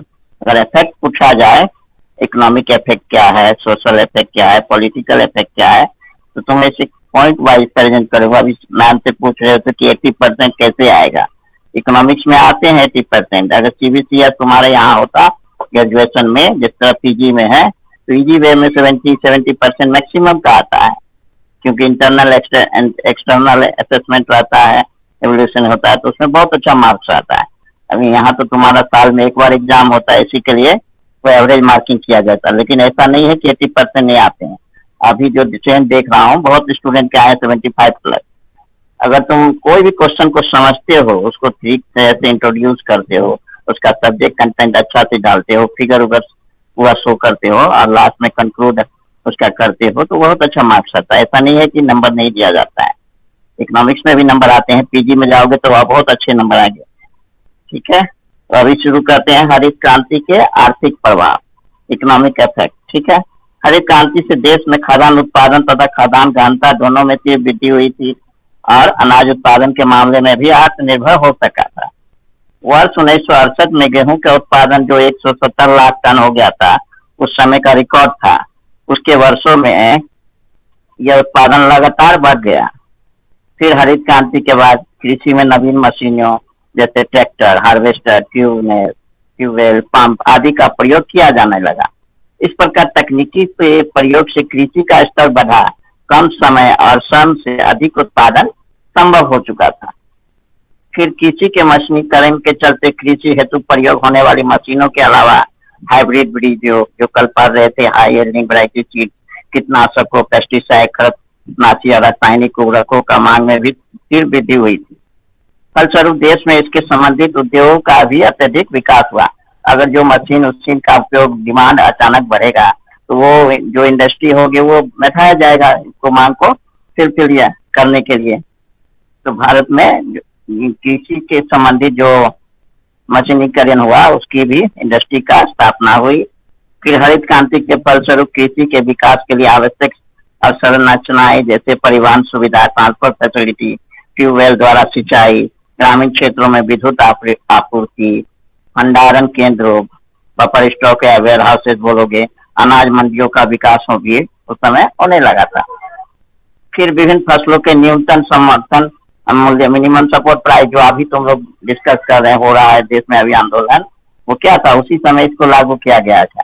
ये अगर अधिक उत्पादन होगा, अगर डिमांड नहीं रहेगा तो वो खपाएंगे क्या। तो गवर्नमेंट क्या करती है, एक प्राइस फिक्स करके गेहूं का या चावल या गन्ने का सुनते हो गए कि मिनिमम इतना प्राइस पे हम इसको खरीदेंगे और उसको स्टॉक में रखेंगे। जब मार्केट में इसका क्राइसिस होगा तो वो सप्लाई करेंगे, कभी उसका प्राइस बढ़ने देगा। अगर किसी वर्ष देखते हो मौसम प्राकृतिक आपदा या अकाल होगा या मौसम अच्छा, मानसून अच्छा नहीं रहता है तो अनाज की समस्या हो जाती है। तो क्या करते हैं उस स्थिति में सरकार के पास सर, जो इसका तो रहता है, काफी ड्रॉबैक है सर। क्या सर, जो एफसीआई है, कॉर्पोरेशन ऑफ इंडिया, तो सर प्रोक्योर, हाँ तो उसमें भी ड्रॉबैक है ना। तो जितने तुमको तो कल ही बोले थे ना, पॉलिटिकली जो कंट्रोल है, हम लोग अभी प्राइवेट सेक्टर का बात करते हैं और गवर्नमेंट सेक्टर का बात करते हैं। सब गवर्नमेंट प्राइवेट स्कूल में पढ़ते हो, सब गवर्नमेंट सेक्टर में क्यों जाना चाहते हो, है? तो यहाँ करप्शन है, सब सोचता कि पैसा कमाएंगे शॉर्ट टर्म में, एक सिक्योरिटी है कि कुछ भी करेंगे जॉब में रहा। तो उसी तरह एफसीआई भी क्या है, सरकार के अंतर्गत है, तो उसमें वहां भी है, सब जगह नहीं है, किसी किसी अपवाद है। अगर ऐसा ही होता तो सब जगह का एफसीआई लूट खसोट करता तो बंद भी हो जाता ना। कहीं कहीं अपवाद है, सभी जगह अच्छे बुरे पहलू होते हैं, ठीक है सर यदि एफसीआई को तो सर मैंडेट है ना कि वो प्रोक्योर करेगा ही फार्मर से। आई मीन टू से सर कि 120 टन का यदि रिक्वायरमेंट है, लेकिन उसके पास 250 टन आया तो भी उसको लेना ही पड़ेगा ना, वो बाद में बर्बाद हो जाए अलग बात। मिनिमम सपोर्ट प्राइस पे तो उसको लेना ही होगा ना, बफर स्टॉक बनाएंगे। जैसे अभी ऑनियन का सुनते हो, अचानक से प्राइस कैसे बढ़ जाता है, क्राइसिस हो जाता है, उस स्थिति में हम लोग बाहर से मंगाना पड़ता है ना। तो ये सारी समस्या है। तो उसी समय जो हरित क्रांति हुई थी तो ये इंफ्रास्ट्रक्चर बिल्डअप था। उस समय हम लोग तो सीख ही रहे थे कि कैसे हमको उत्पादन बढ़ाना और अपने इंफ्रास्ट्रक्चर को डेवलप करना है। तो विभिन्न फसलों के लिए न्यूनतम समर्थन मूल्य उसी समय लागू किया गया था और अन्य सब्सिडी सेवाओं का भी प्रावधान शुरू किया गया था। इस कदम के फलस्वरूप किसानों को उनकी फसलों का उचित मूल्य संभव हो सका। किसानों को दिए जाने वाले प्रोत्साहन मूल्य से वे नई तकनीकी अपनाने में सक्षम हुए। फिर किसानों को वित्तीय सहायता प्रदान करने के लिए विभिन्न वाणिज्य सहकारी बैंकों तथा कोऑपरेटिव सोसाइटी आदि के माध्यम से उन्हें ऋण सुविधाएं दी जाने लगी। इस कारण कृषि में लगने वाली लागत को आसानी से इन संस्थाओं को प्राप्त कर सके, इन संस्थाओं से वो लोग प्राप्त कर सकते थे। फिर हरित क्रांति का मशीनीकरण से उत्पादन में हुई बढ़ोतरी के कारण ग्रामीण क्षेत्रों में रोजगार के नए अवसर विकसित हुए। क्रांति की वजह से पूर्वी उत्तर प्रदेश, बिहार तथा उड़ीसा में लाखों की संख्या मजदूर पंजाब, हरियाणा, पश्चिमी उत्तर प्रदेश में रोजगार की तलाश में जाने लगे। अभी भी देखे ना, लॉकडाउन में क्या हुआ था, पंजाब से सारे लेबर आ गए थे, कोई चीज सारा चीज बंद था। तो बाद में जब लॉकडाउन खत्म हुआ देश में, तो वो लोग अपना फार्म लाइन, जो बड़े बड़े किसान है, यहाँ से अपना गाड़ी कर करके सारे लेबर को यहाँ से ले गए कि वहाँ काम कौन करेगा, क्योंकि ये चीप लेबर होते हैं ना। पंजाब में वहाँ मिलते नहीं है लेबर, हरियाणा पंजाब ये सब में, तो यहीं के बिहार के, झारखंड के, उड़ीसा के, यहीं के लेबर सबको वो लोग ले जाकर वहाँ काम देते हैं। ये लोग करते भी हैं ऐसे भी, ठीक है। तो ये सारा चीज तुम्हारा होगा इकोनॉमिक इफेक्ट में, आर्थिक प्रभाव। फिर आ रहा है तुम्हारा हरित क्रांति के सामाजिक प्रभाव, सोशल इफेक्ट। हरित क्रांति की वजह से भारत में ग्रामीण समाज में व्यापक स्तर पर बदलाव हुए। इसमें सर्वाधिक महत्वपूर्ण था ग्रामीण समाज का बाजारोन्मुख व गतिशील होना। पहले क्या था, जीवन निर्वाह कृषि करते थे, जितना हम लोग को चाहेंगे अपना भरण पोषण के लिए वो रखते थे।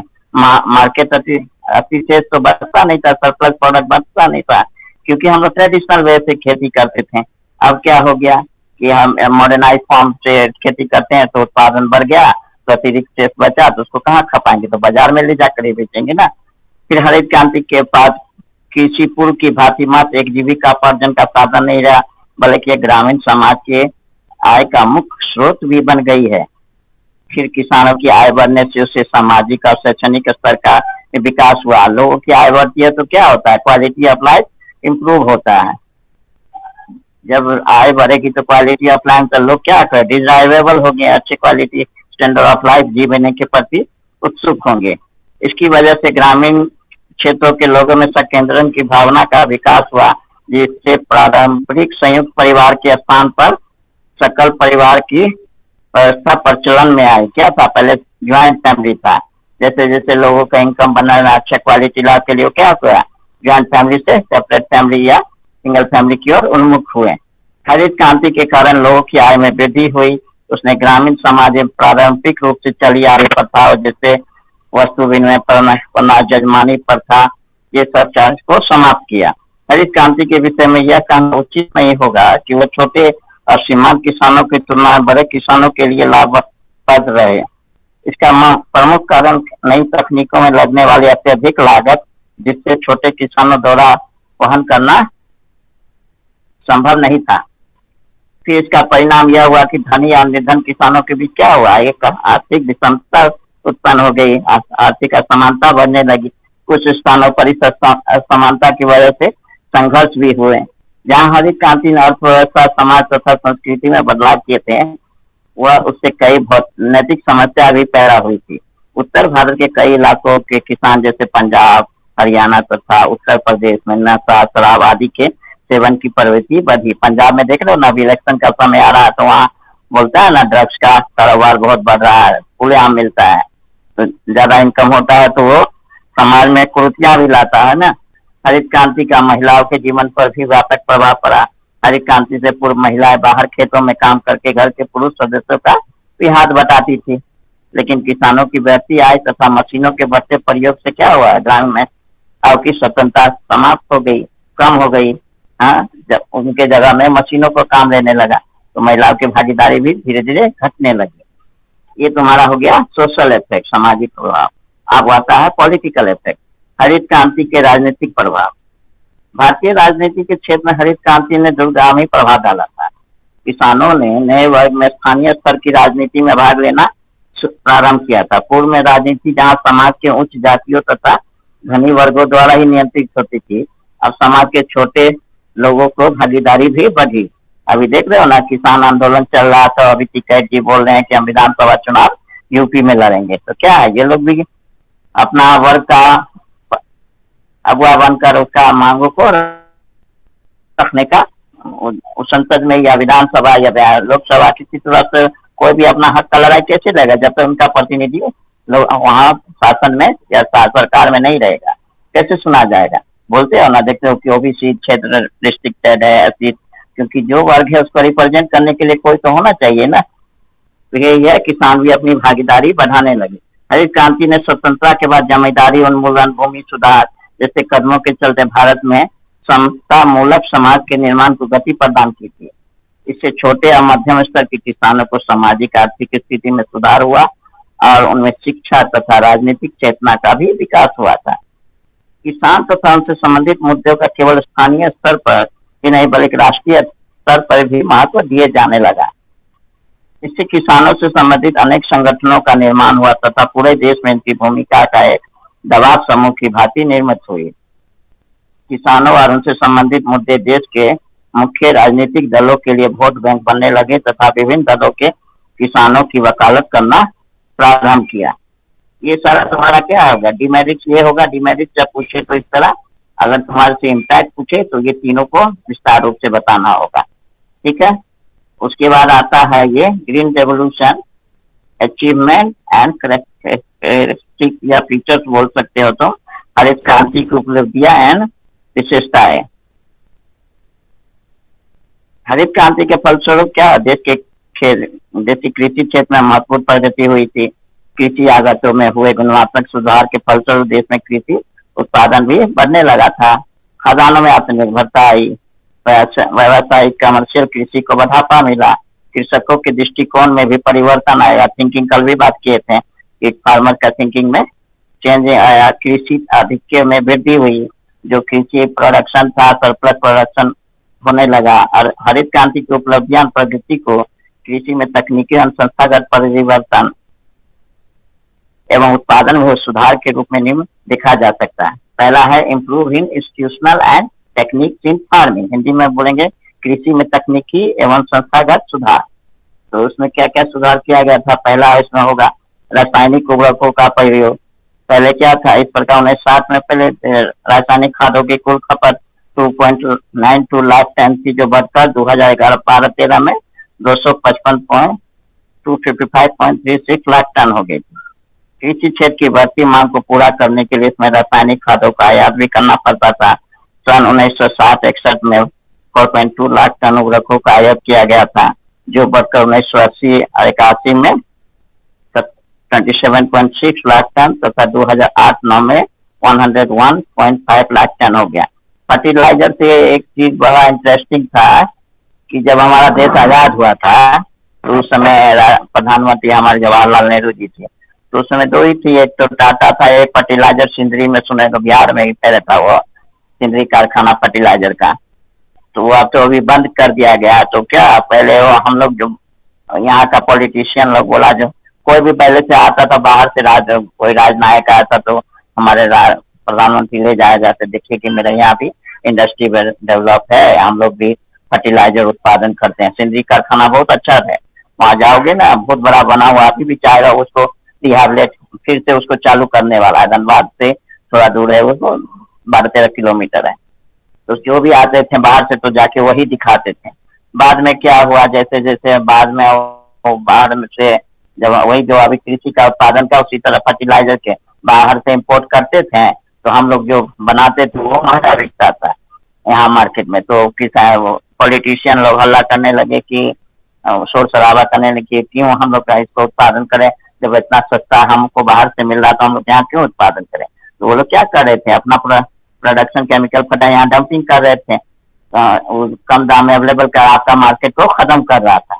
तो वही चीज हुआ जब हमारा कारखाना बंद हो गया था। चाहे देखो अभी केमिकल फर्टिलाइजर कितना महंगा बिकता है इंडिया में, अभी भी है फैक्ट्री सब, लेकिन उतना डिमांड को वो फुलफिल नहीं कर पा रहा है, तो हमें आयात करना पड़ता है। तो ये सब चीज समझना होगा। हम लोग डेवलपिंग कंट्री है, डेवलप कंट्री सिर्फ अपना ही देखता है ना। तो इस कंडीशन में वो हमारा जो सिंदरी कारखाना बंद हो गया। अभी 2014 मोदी जी आए हैं तो उसको चालू करने के लिए तैयारी में है, अभी भी काम चल ही रहा है, अभी चालू नहीं हुआ है वो। पहले क्या था, हमारे देश में गोबर के खाद के रूप में प्रयोग करने की परंपरा रही। भारत में लगभग 100 करोड़ टन गोबर प्रति वर्ष प्राप्त होता था, परंतु इसका 40% भाग ईंधन के रूप में प्रयोग किया जाता था। अभी भी देखते चूल्हा उल्हा जो पहले चलता था क्या था, अब ना गैस चूल्हा आ गया है, सबको फ्री में उज्ज्वला योजना के तहत मिलने लगा है। फिर भी लकड़ी और यही गोबर का गोईठा, जो बोलोगे शुद्ध हिंदी में गोईठा, सब जो इस्तेमाल करते हो उसका इस्तेमाल किया जाता था। अतः हमारी मिट्टी को पर्याप्त मात्रा में उचित खाद नहीं मिल सकती, जिससे कृषि उत्पादन में कमी रहती थी। नई कृषि नीति के अंतर्गत रासायनिक उर्वरकों के प्रयोग को प्रोत्साहन दिया गया, जिससे कृषि उत्पादन में उल्लेखनीय वृद्धि हुई। सन 1967-68 में 11 लाख टन उर्वरकों का प्रयोग किया गया, जो बढ़कर 1986-87 में 91 लाख टन और 1990-91 में 145 लाख टन था। सन 2008 और 9 में 249.1 लाख टन हो गया। भारत में उर्वरकों के उत्पादन में भी बड़ी तीव्र गति से वृद्धि हुई। सन 1960-61 में केवल 1.5 लाख टन ही उर्वरक पैदा किए गए थे, जो बढ़कर 1970-71 में 10.6 लाख टन तथा 2008-9 में 143.3 लाख टन हो गए। समझे। फिर तुम्हारा आता है increase in use of high yielding varieties of seeds, second number. तो इसका हिंदी रूपांतर हुआ उन्नतिशील बीजों के प्रयोग में वृद्धि। देश में अत्यधिक उपज देने वाले उन्नतशील बीजों का प्रयोग बढ़ा तथा बीजों की नई नई किस्मों की खोज की गई। अभी तक अधिक उपज देने वाले कार्यक्रम गेहूं, धान, बाजरा, मक्का, ज्वार जैसी फसलों पर लागू किया गया, परंतु गेहूं में सबसे अधिक सफलता प्राप्त हुई थी। सन 1966 से कृषि उत्पादन को बढ़ाने के लिए अधिक उपज देने वाले उन्नत बीजों का प्रयोग शुरू किया गया। उन्नत बीज के प्रयोग का यह कार्यक्रम विशेषतः 5 फसलों गेहूं, चावल, बाजरा, मक्का और ज्वार के लिए ही अपनाया गया था। इन बीजों के लिए गेहूं की कल्याण व सोना, बाजरे की HB1, मक्का की गंगा 101, ज्वार की CSH2 तथा चावल की विजय रत्ना व पद्मा आदि प्रमुख है। देखो ये सब जो है ना, ये सब हमेशा जीके में पूछा जाता है। इंडियन इकोनॉमी में वो पीजी में भी जाओगे 20 क्वेश्चन रहता है, 10 क्वेश्चन तक ऑब्जेक्टिव में तो सब पूछता है। इन बीजों के आविष्कार तथा विकास में भारतीय कृषि अनुसंधान परिषद ने, इंडियन काउंसिल एग्रीकल्चर रिसर्च तथा कृषि विश्वविद्यालय ने बहुत योगदान दिया था। इन बीजों की पूर्ति राष्ट्रीय बीज निगम तथा सराई बीज विकास निगम, सराई सीड डेवलपमेंट कॉर्पोरेशन ही कर रहे हैं। फिर तुम्हारा आता है डेवलप इन इरिगेशन फैसिलिटी, सिंचाई की सुविधाओं का विकास। नई विकास विधि के अंतर्गत देश में सिंचाई सुविधाओं का तेजी के साथ विस्तार किया गया था। 1950-51 में कुल सिंचाई क्षमता 223 लाख हेक्टेयर थी, जो बढ़कर 1982 182 लाख हेक्टेयर हो गई थी। सिंचाई के विस्तार से हरित क्रांति को सफलता मिली है और भारत जैसे मानसून प्रदेश में सिंचाई का बड़ा महत्व है। भारत में नहरें, कुएं, नलकूप तथा तालाब सिंचाई के महत्वपूर्ण साधन है। सन 1965-66 में 320 लाख हेक्टेयर भूमि पर सिंचाई की सुविधा थी, जो बढ़कर 1986-87 में 541 लाख हेक्टेयर तथा 2005-06 में 602 लाख हेक्टेयर हो गई है। सिंचाई की सृजित क्षमता तो उपयोग में लाई गई क्षमता का योजनावार विवरण तुमको प्लानिंग कमीशन का रिपोर्ट में हर बार देखोगे। 12 पंचवर्षीय योजना है, उसमें आवंटन किया गया, कैसा कितना सिंचाई सुविधा विस्तार हुआ, सारा चीज डाटा मिल जाएगा तुमको, कोई बुक भी लोगे तो। ठीक है। फिर तुम्हारा आता है प्लांट प्रोटेक्शन, पौध संरक्षण। नवीन कृषि विधि के अंतर्गत पौध संरक्षण पर भी ध्यान दिया जा रहा है। इसके अंतर्गत खरपतवार एवं कीटों को नाश करने के लिए दवा छिड़कने का कार्य किया जाता है तथा टिड्डी दल पर नियंत्रण करने का प्रयास किया जाता है। टिड्डी दल पिछले साल आया था भारत में, राजस्थान के रास्ते, कितना हाहाकार मचाकर वो चला गया, बहुत फसलों का नुकसान पहुंचाया था उसने यहाँ। वर्तमान में संकेतित कृषि प्रबंधन के अंतर्गत पारिस्थितिक अनुकूलन भूमि नियंत्रण कार्यक्रम लागू किया गया है। हरित क्रांति के अधीन इन औषधियों के प्रयोग को बढ़ाया गया है। भारत सरकार ने इसके लिए पौध संरक्षण निदेशालय, डायरेक्टर ऑफ प्लांट प्रोटेक्शन की स्थापना की गई। जरूरी नहीं है कि सिर्फ पेस्टिसाइड, वो जो ऑर्गेनिक फॉर्म है उस सब से भी पौधे को संरक्षण प्रदान करने का विधि विकसित करने पे जोर दिया जा रहा है। फिर तुम्हारा आता है मल्टीपल क्रॉपिंग सिस्टम, बहुफसली कार्यक्रम। बहुफसली कार्यक्रम का उद्देश्य एक ही है कि भूमि पर एक वर्ष में एक से अधिक फसल उगाकर उत्पादन को बढ़ाना। अन्य शब्दों में कृषि की उत्पादकता शक्ति को नष्ट किए बिना भूमि के एक इकाई क्षेत्र से अधिकतम उत्पादन प्राप्त करना ही बहुफसली कार्यक्रम कहलाता है। 1966 और 67 में 36 लाख हेक्टेयर भूमि में बहुफसली कार्यक्रम लागू किया गया था। वर्तमान समय भारत की कुल सिंचित भूमि के 56% भाग का यह कार्यक्रम लागू है। उन्नतशील बीज, रासायनिक उर्वरक, सिंचाई, कृषि मशीनरी आदि के प्रयोग से फसलें कम समय में तैयार होने लगी, जिससे कि एक वर्ष में एक से अधिक फसलें उगाना संभव हो गया। उदाहरणतः यदि किसी खेत में अप्रैल के महीने में गेहूं की फसल काट ली जाए, उसके पश्चात उस खेत में मूंग आदि की फसल बो दी जाती है, जो लगभग 2 माह में तैयार हो जाती है। इसके पश्चात उसी खेत में चावल आदि बोया जा सकता है। एक खेत में कई फसलें पैदा होने से कृषि उत्पादन में उल्लेखनीय वृद्धि होती है। भारत के कई इलाकों में बहुफसली योजना 1967 और 68 में शुरू की गई थी और 1990-91 में 3.60 करोड़ हेक्टेयर भूमि पर बहुफसली कृषि की गई है। 2005-06 में बहुफसलीय क्षेत्र बढ़कर 5.0 करोड़ हेक्टेयर हो गया है। नेक्स्ट है तुम्हारा modern use of technique and equipment in farming, आधुनिक कृषि यंत्रों का प्रयोग।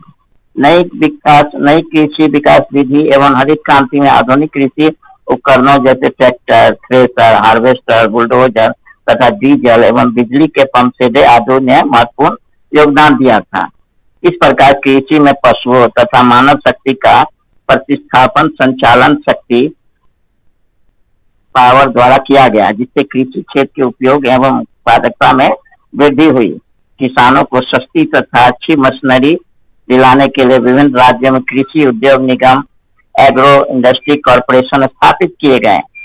कई राज्यों में ट्रैक्टर तथा अन्य कृषि उपकरण किराए पर दिलाने के लिए कृषि सेवा केंद्र एग्रो सर्विस सेंटर खोले गए हैं।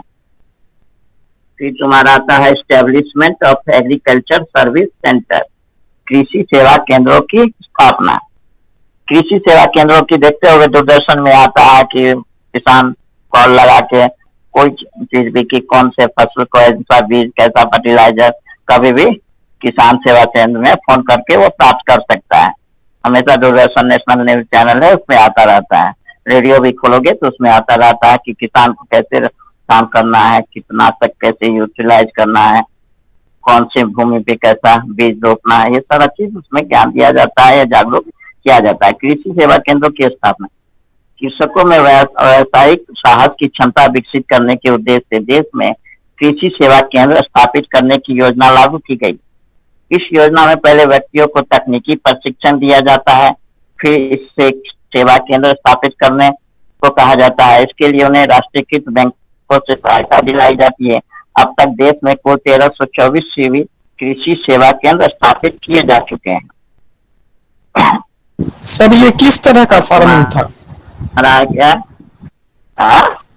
सर ये KYC सुनते हो कि बोलो बोलो। वो नहीं सर, ये सेल्फ सब्सिस्टेंस फार्मिंग था या सर कैपिटल इंटेंसिव फार्मिंग था या सर दोनों के लिए ये सब हो रहा था? ये कैपिटल इंटेंसिव, हरित क्रांति तो कैपिटल इंटेंसिव थी ना, मतलब जहाँ तुम्हारा ज्यादा भी नहीं था। लेकिन आप इसको अदर सेक्टर में डेवलप करने के लिए ये जो सारा सेक्टर है ना, क्यों है, तुम्हारा तो सीमित था ना, नॉर्थ इंडिया में था ना, नॉर्थ ईस्ट में ना, साउथ में ज्यादा प्रभाव पड़ा था। तो इसके लिए ये वही नॉलेज को ग्रो करने के लिए क्या किया गया, सेंटर छोड़ा क्या कि किसान अदर सेक्टर में भी इसका ज्ञान लेकर अपना उत्पादन बढ़ाने में से सहायता प्राप्त कर सके। ठीक है। उसके बाद तुम्हारा आता है establishment of agro industry corporation, कृषि उद्योग निगम। सरकारी नीति के अंतर्गत 21 राज्यों में कृषि उद्योग निगमों की स्थापना की गई है। इन नियमों का कार्य कृषि उपकरण और मशीनरी की पूर्ति तथा उपज के प्रसंस्करण एवं भंडारण को प्रोत्साहन देना है। इसके लिए निगम किराया क्रय पद्धति के आधार पर ट्रैक्टर, पंप सेट एवं अन्य मशीनरी को वितरित करता है। वही जो तुम्हारा जो इंफ्रास्ट्रक्चर है को उसको एक्सपेंड करने का, जो संकुचित नैरो एरिया में थे वो उसको बढ़ाने का कार्य कर रहे थे। फिर तुम्हारा आता है एग्रो के बाद for agriculture development establishment of different agro corporation, कृषि विकास के लिए विभिन्न निगमों की स्थापना। हरित क्रांति की प्रगति मुख्यतः अधिक उपज देने वाले किस्मों और उत्तम सुधरे हुए बीजों पर निर्भर करती है। इसके लिए देश में 400 कृषि फार्म स्थापित किए गए हैं। 1963 में राष्ट्रीय बीज निगम की स्थापना की गई।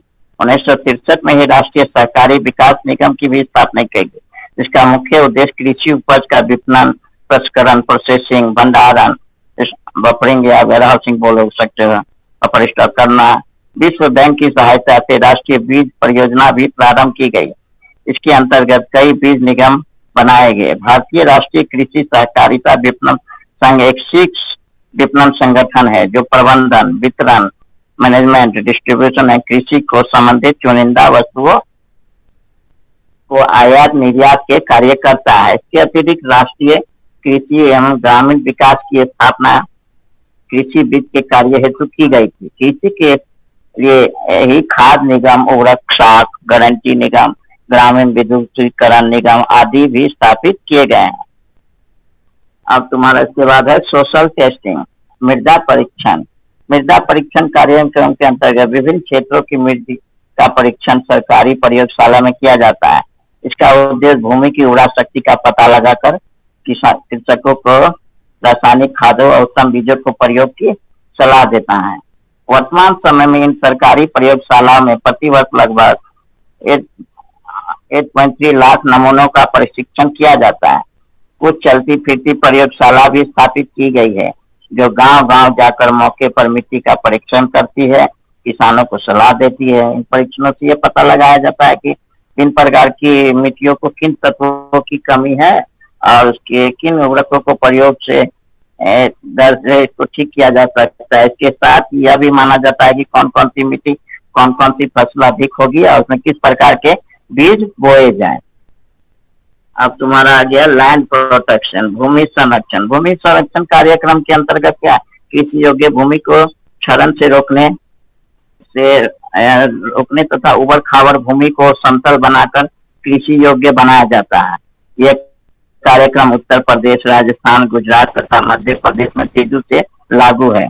हरित क्रांति को सफल बनाने के लिए भू संरक्षण का कार्यक्रम भी लागू किया गया है। भूमि कटाव को रोकने तथा भूमि की उर्वरकता को बनाए रखने के लिए विभिन्न उपाय किए गए हैं।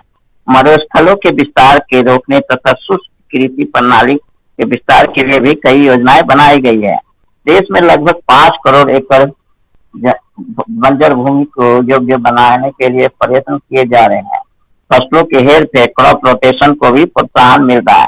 क्या होता है, एक ही क्रॉप बार बार एक ही फील्ड पे उपजा दो तो क्या क्या होगा, शक्ति उसकी नष्ट हो जाती है। अगर हेर फेर करके लगा तो वह शक्ति बनी रहती है।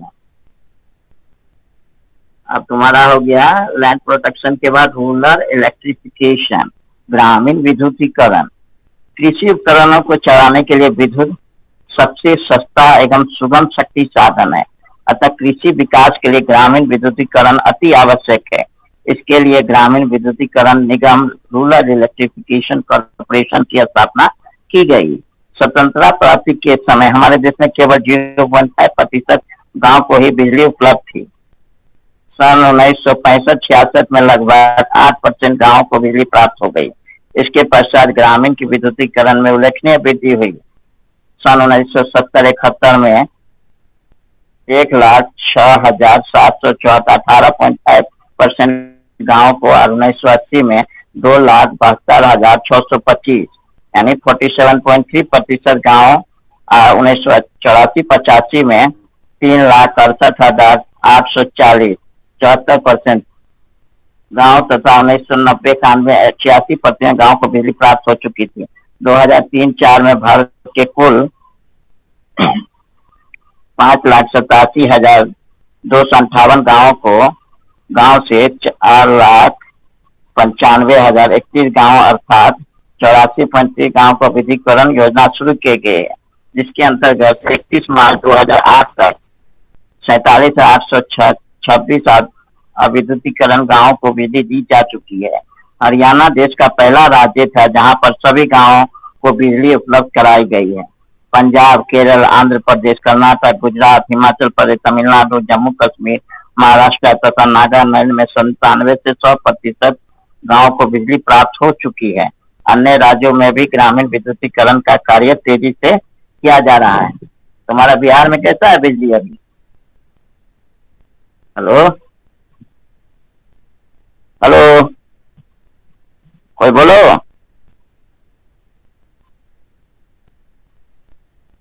Yes sir. ठीक है ना, अभी यहाँ बिजली, पहले तो बिजली रहता ही नहीं था बिहार में। सर तुम्हारा आता है? सर देखिए सबसे 24 घंटे में 20 आवर्स तो रहते ही यहाँ पे। बिजली बहुत सुधार होता है बिहार में। मेरे इधर रहता है। नहीं, मधुबनी में यहाँ भी बिजली बहुत रहता है। मुजफ्फरपुर में रहता है अपना दिन। यहाँ मधुबनी में भी ठीक है कंडीशन इलेक्ट्रिसिटी का, लेकिन सर जितना डिजिटल हो रहा है उतना दाम भी बढ़ रहा है। तब ना तुम लोग अभी ऑनलाइन क्लास कर रहे हो जी। डिजिटल नहीं रहता तो क्या हाल होता, सोच लो। ये भी सोच लो कि अगर रिलायंस जियो नहीं रहता तो क्या हाल होता तुम लोग का। कहाँ से उतना डाटा लाते, सस्ता डाटा। रिलायंस जियो आया था ना, सब डाटा यूज कर रहे हो। ऐसे पहले सोच लो 1-2 साल पहले 11 से 12 से पहले क्या हाल था। सर तो गवर्नमेंट प्रोवाइड करवाते सर 28 रुपए में 1 GB मिलता था सर, एयरलाइन 28 रुपए में 1 GB मिलता था। लेकिन वो 1 GB पूरा महीना चलता था। माना था। हाँ चलो चल आगे जाता था। 90 रुपए से 600 रुपए कर दिया गया है। हाँ अभी भी आप तुम्हारा एग्रीकल्चर, शांत रहो। चलो, एग्रीकल्चर एजुकेशन एंड रिसर्च, कृषि शिक्षा एवं अनुसंधान। सरकार की कृषि नीति के अंतर्गत कृषि शिक्षा का भी विस्तार के लिए पंतनगर उत्तराखंड में पहला कृषि विश्वविद्यालय स्थापित किया गया। आज कृषि और इससे संबंधित क्षेत्रों में उच्च शिक्षा के लिए 4 कृषि विश्वविद्यालय, 39 राज्य कृषि विश्वविद्यालय और इम्फाल में एक केंद्रीय कृषि विश्वविद्यालय है। कृषि अनुसंधान हेतु भारतीय कृषि अनुसंधान परिषद है, जिसके अंतर्गत 4 राष्ट्रीय संस्थान, 5 राष्ट्रीय ब्यूरो केंद्रीय संस्थान, 32 राष्ट्रीय अनुसंधान केंद्र, 12 परियोजना निदेशालय और 62 अखिल भारतीय समन्वय अनुसंधान परियोजना है। इसके अंतर्गत अतिरिक्त देश में 503 कृषि विज्ञान केंद्र है, जो शिक्षण एवं प्रशिक्षण का कार्य कर रहे हैं। कृषि शिक्षा एवं प्रशिक्षण की गुणवत्ता बनाए रखने के लिए विभिन्न संस्थाओं के कंप्यूटरीकरण और इंटरनेट की सुविधाएं प्रदान की गई है। एग्रीकल्चर है ना, एग्रीकल्चर से भी ग्रेजुएशन करने से बहुत फायदा है। अभी इजी वे में जॉब मिल जाता है। तुम्हारा एग्रीकल्चर इकोनॉमिक्स भी है, वो उस पेपर से भी करते हो तो उसमें भी तुम ASR भी ये सब चीज के लिए नेट होता है, उसमें प्रोफेसर बन सकते हो कृषि विश्वविद्यालय इस सब में। ICR जो होता है ना, इंडियन काउंसिल ऑफ एग्रीकल्चर जो है, उसमें भी जॉब होता है। एग्रीकल्चर से भी इसको बहुत है अभी के समय में। GS पेपर 3 के लिहाज से भी सर इम्पोर्टेंट है ये। बैंकिंग के लिए स्पेशली SO निकालता है वो एग्रीकल्चर के लिए, जो ग्रेजुएशन किया जाता है एग्रीकल्चर से, उसके लिए। उस समय ज्यादा मारामारी भी नहीं है। फिर तुम्हारा आता है मार्केटिंग फैसिलिटी, ये तो बहुत जरूरी है। मार्केटिंग फैसिलिटी, बिक्री संबंधी सुविधा। मार्केटिंग फैसिलिटी, पहले किसानों को अपनी उपज अनियंत्रित मंडियों में बेचनी पड़ती थी। इन अनियंत्रित मंडियों में किसानों को उनकी उपज का उचित मूल्य नहीं मिल पाता था, जिससे उनकी आय बहुत कम होती थी। परंतु स्वतंत्रता प्राप्ति के पश्चात इस दिशा में काफी सुधार हुआ। लगभग 5600 नियंत्रित मंडियां स्थापित की गई। किसानों को अपनी कृषि उपज रखने के लिए गोदाम तथा शीत भंडारण की सुविधा भी उपलब्ध है। इससे किसानों की आय में पर्याप्त वृद्धि हुई और उन्होंने कृषि के विकास के लिए काफी धन व्यय किया है। इससे हरित क्रांति को काफी बढ़ावा मिला। अब आता है तुम्हारा determination of price of agriculture production. फसलों की कीमतों का निर्धारण करना। पहले कृषि उत्पादन अधिक बढ़ जाने से बाजारों में फसलों की कीमतों के कम हो जाने का भय रहता था, जिससे कृषि उत्पादन पर प्रतिकूल प्रभाव पड़ता था। इस समस्या के समाधान के लिए सरकार ने कृषि मूल्य आयोग, एग्रीकल्चर प्राइस कमीशन नियुक्त किया। यह आयोग समय समय पर विभिन्न फसलों का न्यूनतम समर्थित मूल्य निर्धारित करता है। जब फसलों का वास्तविक मूल्य पूर्व निश्चित मूल्य से नीचे गिरने लगता है तो सरकार स्वयं न्यूनतम मूल्य पर फसलें खरीद लेती है। इससे किसान आर्थिक शोषण से बच जाते हैं, उन्हें कृषि उपज को बनाने के लिए प्रोत्साहन मिलता है। सरकार द्वारा फसलों की खरीद एवं सामान्य सी बात हो गई है। इस दिशा में भारतीय खाद्य निगम, फूड कॉर्पोरेशन ऑफ इंडिया महत्वपूर्ण भूमिका निभा रहा है। फिर तुम्हारा लास्ट है क्रेडिट फैसिलिटी, ऋण सुविधाएं। सरकारी नीति के अंतर्गत किसान